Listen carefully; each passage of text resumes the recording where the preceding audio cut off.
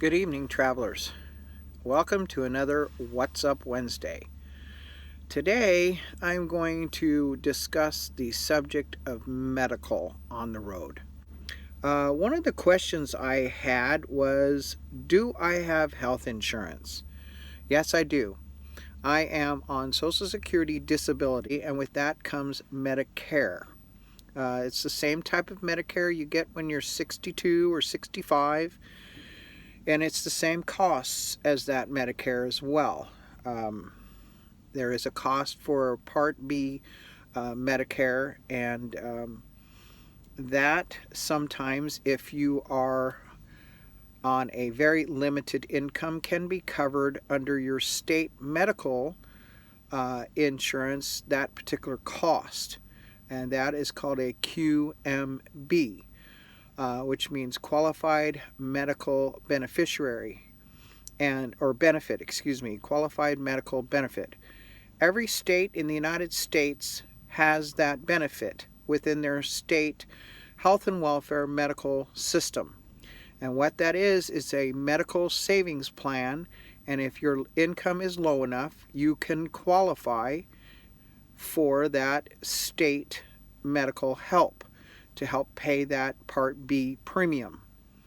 If your income is a little bit higher than what they consider 120% below poverty level, if it's a little higher than that, then you possibly could qualify for what they call an SLMB, which is a supplemental limited medical benefit. And that will also help pay some, if not all, of that Medicare Part B portion.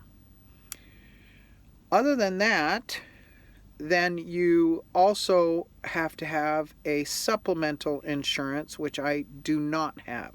So that means that 20% that Medicare does not pay comes out of my pocket. So that's my medical insurance. Now, next question was, do I have out-of-pocket medication costs every month? At current, I do not. I do have a medical prescription that I get filled when I'm down in Arizona in the winter, and then I have refills on that. I use out-of-pocket to pay for that because my insurance will only cover small amounts of that medication, and the cost is low enough that I pay for it out of pocket, that therefore I get the full amount that my doctor is prescribing. So sometimes there is out-of-pocket medical expenses. Another good tip is Good Sam's Club. Now, I don't know if they're still doing this. It's worth a look. But on their website, if you're a Good Sam member, there are coupons for several different things. And one of those things is prescription medicine card.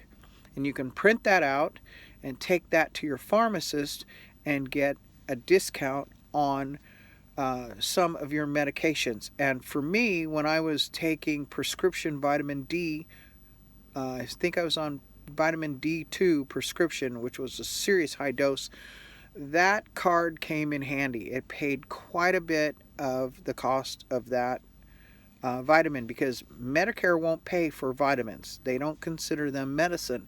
And mine was prescription, and Medicare would not pay for those. So check out Good Sam's on the internet. And if you're not a member, there are some perks. I do believe they also have some coupons for dogs and vet costs and vet prescriptions as well. So it's worth a look to see on Good Sam's website what they cover if you have a Good Sam's card.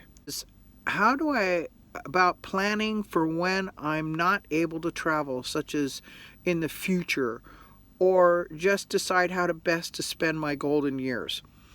Now, I personally have not planned for my future when I am no longer able to drive. I think my plan would be to purchase a fifth wheel and live in an RV park. Question is where? I do not want to buy a piece of land because that would take maintenance and work and that sort of thing. And when I'm too old to drive, I'm way too old to till the soil and mow the lawn or weed eat or rake or clean house or whatever. If I can't drive, I sure the heck can't do a whole lot of other things, because driving is not that hard. So I haven't really planned that out yet, but that's my tentative plan. I would really like to drive as long as I possibly can. I hope very much that I have my faculties and can see and I'm able to drive way, way older than I am now. Next question. How hard is it to find doctors when you get sick? And do you go to urgent care or places like that? On the road, if you do not have a doctor in the state where you're traveling or where your insurance is covered, you're going to have to go to urgent care, or you're even going to have to go to emergency rooms in hospitals. Now, as far as doctors go, I don't like to go to doctors, so I usually keep my doctor's appointments when I am up in the north, usually in the summer months.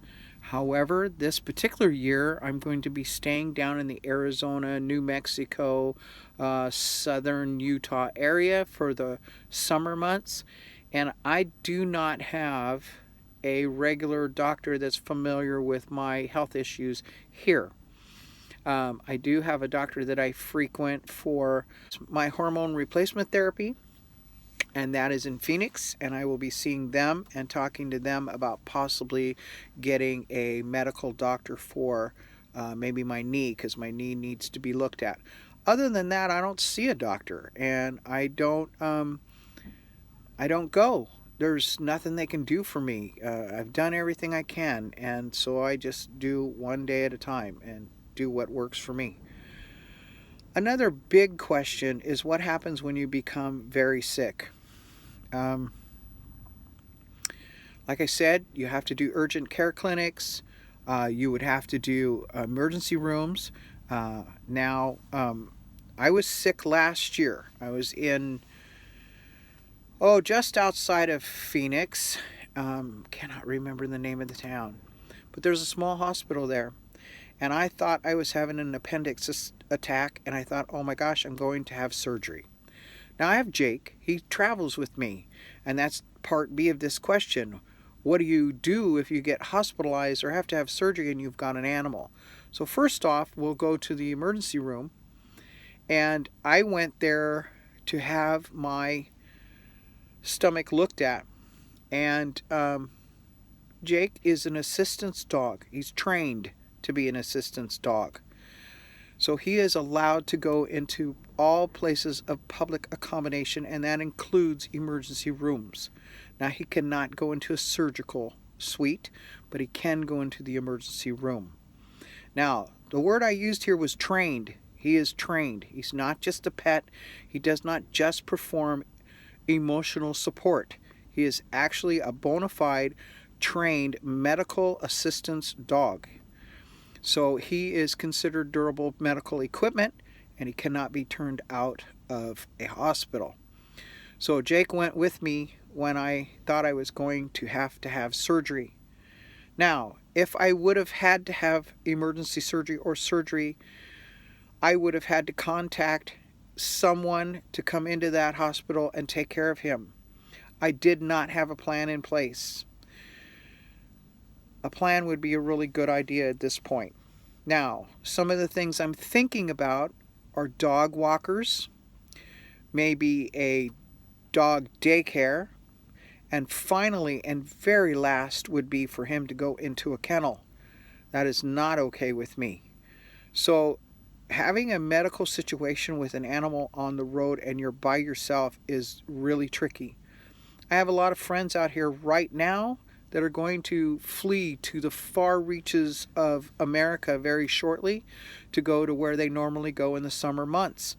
That would create a problem because all my friends are going to be gone. However, I've been out here long enough now. I know new friends as well, and I travel with them.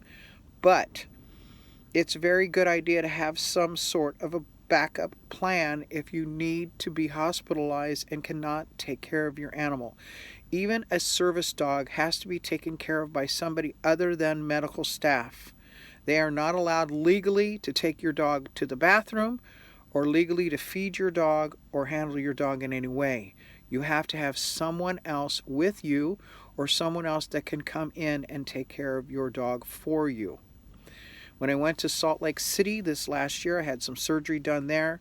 My daughter met me in Salt Lake City. She took care of Jake while I was having the surgery done. Then we stayed in an RV park close to the hospital for 4 weeks while I recovered, and she helped me take care of him there. That I arranged for all that to take place because I knew it was going to happen. For an emergency, my first thing is going to be to find a local pet sitter or a dog walker to come into the hospital, take Jake out potty, and bring him back into the hospital. Come into the hospital and feed him and take him out potty. I am not going to place Jake in their home. Now, I would hire somebody to do that, and that's going to cost a bunch of money. Therefore, I have emergency money set aside for those emergency things. You got to think about not just you, but your animal as well when you have medical emergency problems. And you've got to make it known that you have allergies or what your animal eats or things of that nature. You've got to tell somebody that. You've got to make a list. You've got to have it somewhere in your rig where it could be found pretty easy. We were at the Partiar, and there was an emergency situation that happened at the Partiar, and somebody was life flighted out. Now, they had 2 dogs. I stepped up to babysit their 2 dogs while they were gone. They didn't know who I was. They didn't even know my real name. They just knew that I was the Gramkracker, and everybody trusted me. You know what? It worked out well.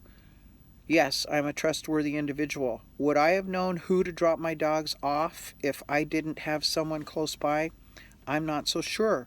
But I can say yes to that question because I have a lot of friends out here and I know who would take care of my Jake.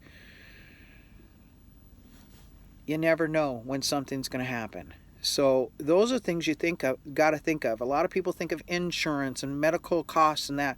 That's the last thing in the list of medical importance. The important thing is to have a plan for your animal, have a plan for yourself, have a list of your medications, have a list of family members and emergency phone numbers, and have that where it can be found. That's the first thing. So anyway, this video is getting a little long and I'm going to have to end it. But I thought those would be important things for you to know on how to take care of medical things, or at least give you a heads up. So if you have more questions on medical, please leave them in the comments. You guys have been leaving great comments for me and great content. I try to answer them. If I leave this is going to be a good question for a WOW, or WUW, that means What's Up Wednesday. So that'll come on into the next video. Anyway, as I always tell you, follow your heart, embrace your dreams, and cherish your life, and get out there and live and do something fun today. And we will talk to you next time. Bye-bye.